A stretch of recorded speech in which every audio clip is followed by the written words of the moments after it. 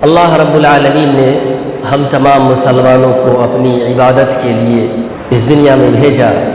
ہمارا اس دنیا میں آنے کا مقصد صرف اور صرف یہ ہے کہ ہم اللہ کی عبادت کریں۔ اسی لیے اللہ رب العالمین نے ہم انسانوں کو اور جناتوں کو اس دنیا میں بھیجا۔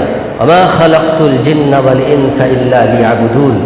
اللہ رب العالمین نے اعلان فرمایا کہ میں نے جناتوں کو اور انسانوں کو اس دنیا میں اس لیے بھیجا ہے کہ وہ صرف اور صرف میری عبادت کریں۔ دنیا میں آنے کا مقصد دنیا کمانا،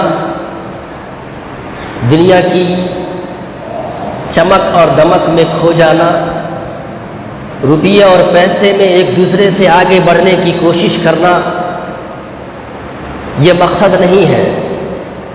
جو مقاصد لوگوں نے دنیا میں آنے کے اپنائے ہیں وہ مقصد قطعی طور پر نہیں ہے، بلکہ اللہ تعالیٰ نے جس مقصد کے لیے اس دنیا میں بھیجا وہ مقصد کہ اللہ کی عبادت کی جائے، اور پھر ایک آسان اصول، قاعدہ اور طریقہ اور مواقع اللہ رب العالمین نے عطا کیے ہیں۔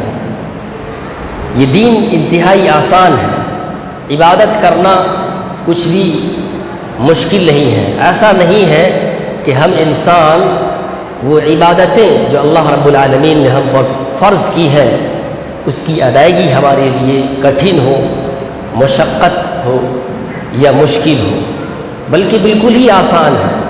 پنجگانہ نماز فرض کی جس کو انسان ادا کر سکتا ہے اور جینے کے لیے کام کاج بھی کر سکتا ہے۔ ماہ رمضان کے روزے فرض کیے، یہ بھی انتہائی آسان ہے، روزہ رکھ کر بھی انسان کام کر سکتا ہے۔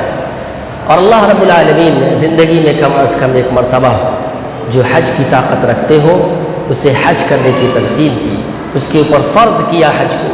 اس کی ادائیگی بھی انتہائی آسان ہے، صدقہ، زکوٰۃ، خیرات، اس کی ادائیگی بھی آسان ہے۔ تو عبادت کو مشکل نہیں بنایا گیا ہے۔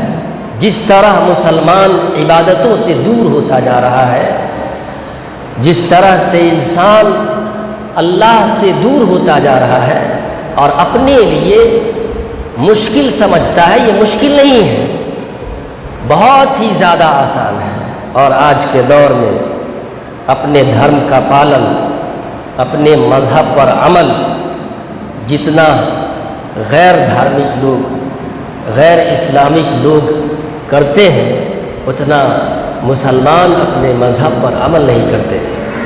جس طرح سے پابندی کے ساتھ وہ مندروں میں جا کر گھنٹیاں بجاتے ہیں، مسلمان اس طرح سے پابندیوں کے ساتھ مسجد میں آ کر نماز ادا نہیں کرتے۔